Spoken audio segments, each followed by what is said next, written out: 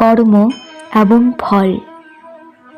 মানুষের স্বভাব হলো এটাই যে তিনি নিজের প্রত্যেক পরিশ্রমের প্রতিফল প্রার্থনা করেন। বেশিরভাগ সময় এই ফলাফলের চিন্তা করতে করতে, কল্পনা করতে করতে উনি কর্ম করতে থাকেন যে আমি এই কাজটা করলে এই ফল পাব। সেই সব কল্পনা করতে থাকেন, জানা তার হাতে আছে, না আছে অধিকার, না আছে নিয়ন্ত্রণ। উনি শুধু নিজের কর্ম করতে পারেন। উনি কি ফল পাবেন তা তার হাতে কখনোই নেই। তাই আপনিও শুধুমাত্র কর্ম করতে থাকুন, ফলের চিন্তা করবেন না। মনে রাখবেন, শিকড় এবং শাখা যেভাবে একে অপরের সাথে জড়িয়ে, সেইভাবেই একে অপরের সাথে জড়িয়ে কর্ম এবং ফল। যেরকম কর্ম আপনি করবেন, এরকম ফল আপনি অবশ্যই পাবেন। তাই এই ফলের আশায় কর্মের সময় কখনোই নষ্ট করবেন না। কারণ যে ব্যক্তি সময় নষ্ট করেন, সময় সেই ব্যক্তিকে অবশ্যই নষ্ট করে দেয়। কর্ম করুন নিঃস্বার্থভাবে, ফলের চিন্তা করবেন না। আর আমার সাথে ভালোবেসে বলুন, রাধা রাধা। কাল, আজ এবং কাল। আমাদের সমগ্র জীবন এই তিনটির আশেপাশেই ঘুরতে থাকে। আমরা সবসময় বিগত সময়ের বিষয়ে ভাবতে থাকি। অতীতে যদি আমাদের দ্বারা কোনো ভুল হয়, সেই বিষয়ে ভেবে ভেবে আমরা সবসময় অনুতাপ করতে থাকি। এটা উচিত নয়।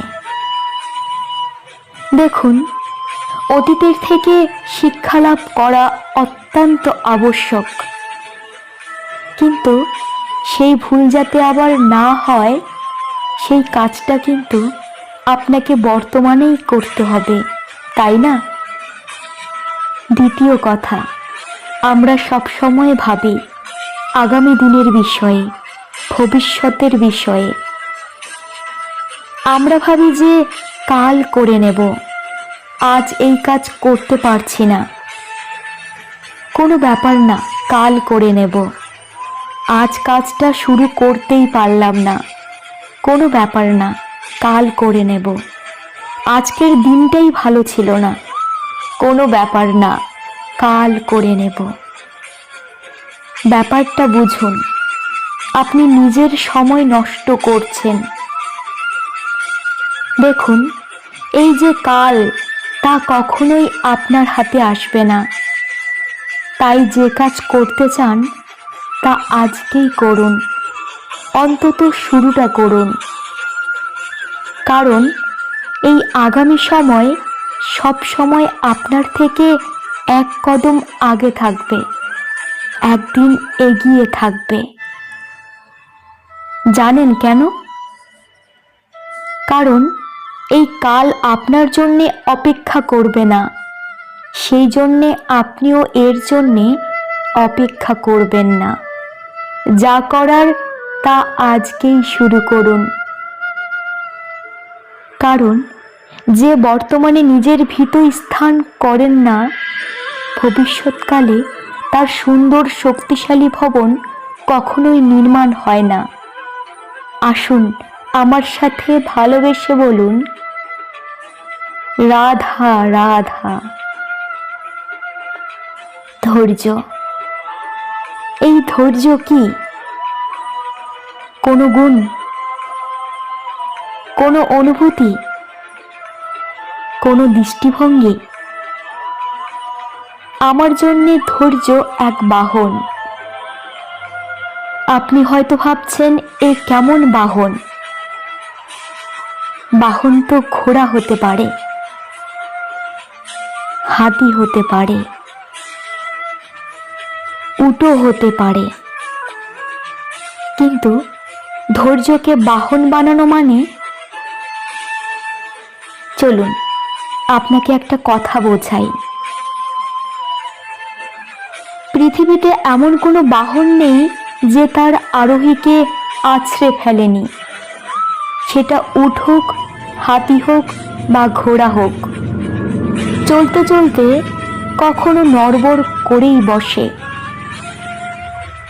তারপর আরোহী পড়ে কারো পায়ে, তারপর পড়ে তার নিজের নজরে। কিন্তু ধৈর্যরূপী বাহন কখনো কাউকে খেলে না, কখনো না। না সে আরোহী কখনো কারো পায়ে পড়ে, না তো নিজের নজরে। কারণ ধৈর্য আপনাকে বিবেক প্রদান করে।